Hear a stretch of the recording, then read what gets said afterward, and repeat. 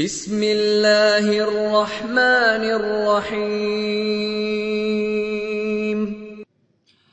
قل إن كنتم تحبون الله فاتبعوني يحببكم الله ويغفر لكم ذنوبكم والله غفور رحيم قل أطيعوا الله والرسول فإن تولوا فإن الله لا يحب الكافرين إن الله اصطفى آدم ونوحا وآل إبراهيم وآل عمران على العالمين ذرية بعدها من بعد والله سميع عليم۔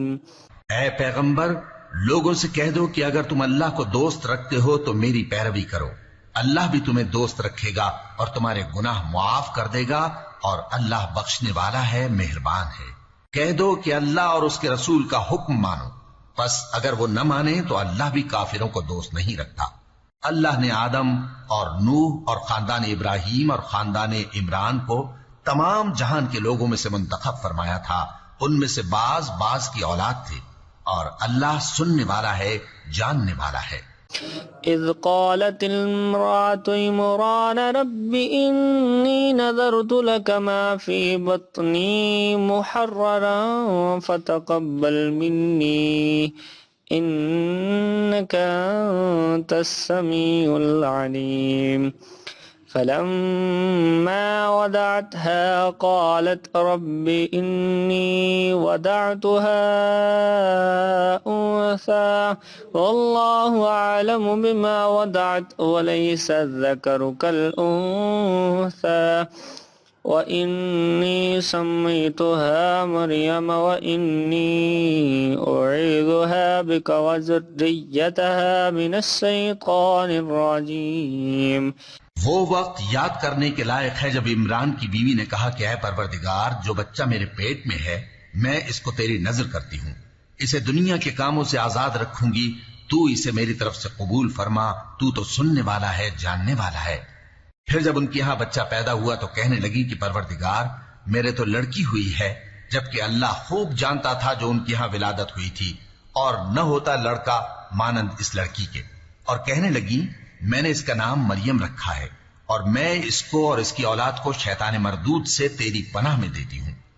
فتقبلها ربها بقبول حسن وأنبتها نباتا حسنا وكفلها زكريا كلما دخل عليها زكريا المحراب وجد عندها رزقا قال يا مريم أنى لك هذا قالت هو من عند الله إن الله يرزق من يشاء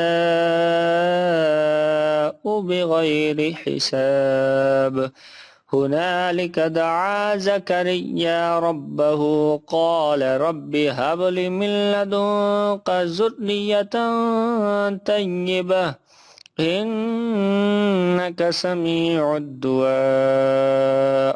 تو اس کے پروردگار نے اس کو پسندیدگی کے ساتھ قبول فرمایا اور اسے اچھی طرح پرورش کیا، اور زکریا کو اس کا کفیل بنایا۔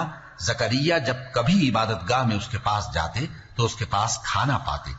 یہ کیفیت دیکھ کر ایک دن مریم سے پوچھنے لگے کہ مریم، یہ کھانا تمہارے پاس کہاں سے آتا ہے؟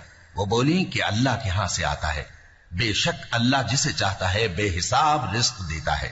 اس وقت زکریا نے اپنے پروردگار کو پکارا، عرض کی کہ پروردگار، مجھے اپنی طرف سے اولاد صالح عطا فرما، تو بے شک دعا سننے والا ہے۔